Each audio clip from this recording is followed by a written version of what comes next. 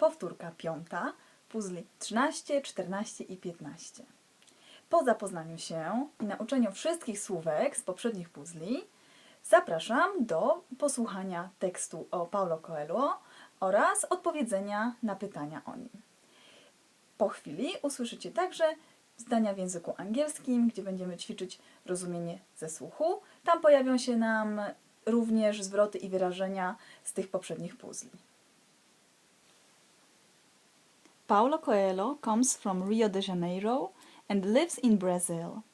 He had a very interesting and difficult life. He wrote many bestsellers. His books can be bought in more than 170 countries and be read in 73 languages. He explains, he writes to understand himself.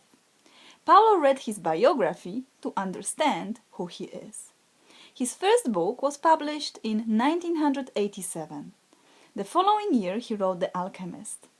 After that he wrote Brida, 1990, Valkyries, 1992, Maktab, 1994, By the River Piedra I Sat and Cried, 1994, The Fifth Mountain, 1996, The Manual of the Warrior of the Light, 1997, Veronica Decides to Die, 1998, The Devil and Miss Prim, 2000, 11 Minutes, 2003, The Zahir, 2005, Being Like a Floating River, 2006, The Witch of Portobello, 2007, The Winner Stands Alone, 2009, Aleph, 2011, and Adultery, 2014.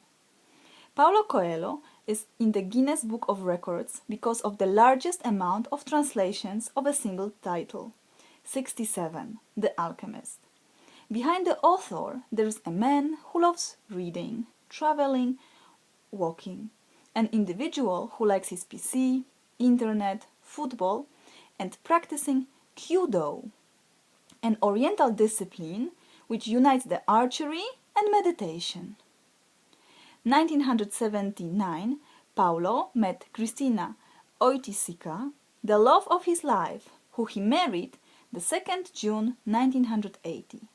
Together with his wife, he travels from Rio de Janeiro to Europe. He writes a blog, paulocoelhoblog.com. He has 10 million of followers on Twitter and 25 million on Facebook. Odpowiedzcie na pytania. Where does Paulo Coelho come from? In how many countries can you buy his books? In how many languages can you read his books? Why does he write? Why did he read his biography? Did you read any of his books? In how many languages can The Alchemist be read? What does he love? What does he like doing? Who is he married to? What's his blog?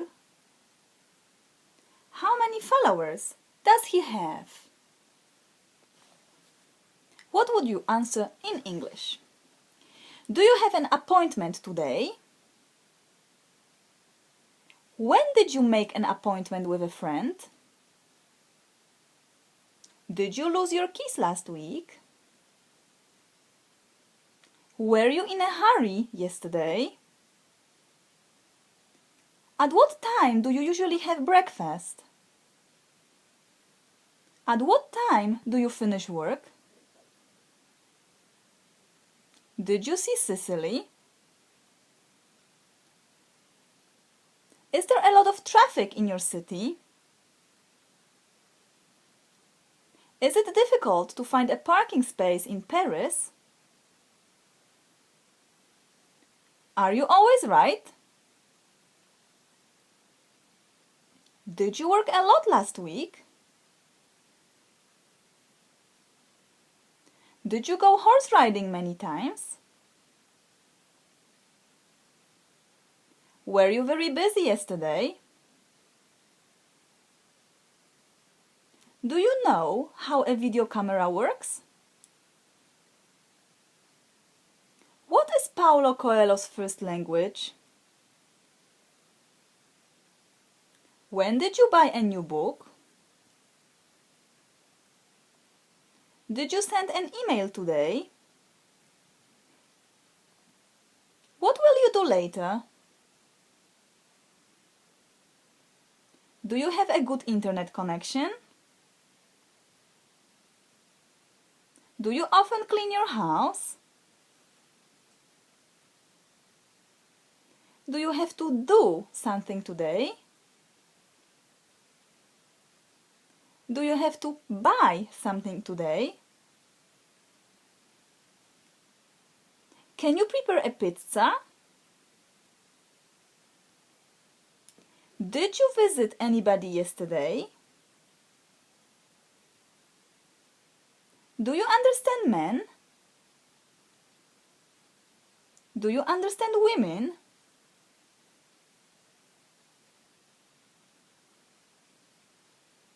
Did you understand past simple? Did you write a blog?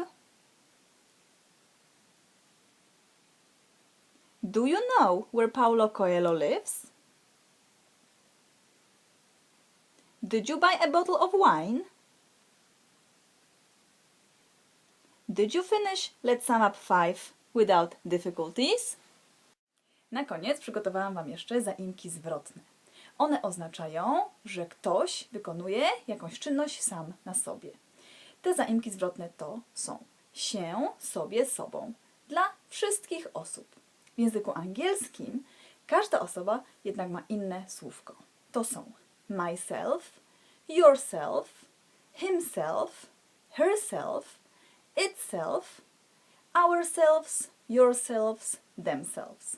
Na przykład przedstawmy się. Let's introduce ourselves. Znaleźli się w poważnych tarapatach. They found themselves in serious trouble. Przynieś mi lustro, chcę na siebie popatrzeć. Bring me a mirror, I want to look at myself. Johnny, musisz w siebie uwierzyć. Johnny, you have to believe in yourself. Paulo Coelho tłumaczy, że pisze, żeby się zrozumieć. Paulo Coelho explains, he writes to understand himself. I tak odmienię Wam jeszcze czasownik. To wash oneself, myć się. I wash myself, you wash yourself, she washes herself, he washes himself, it washes itself, we wash ourselves, you wash yourselves, they wash themselves. W angielskim występuje jeszcze takie wyrażenie by oneself, czyli alone, samemu. Na przykład by myself, ja sama.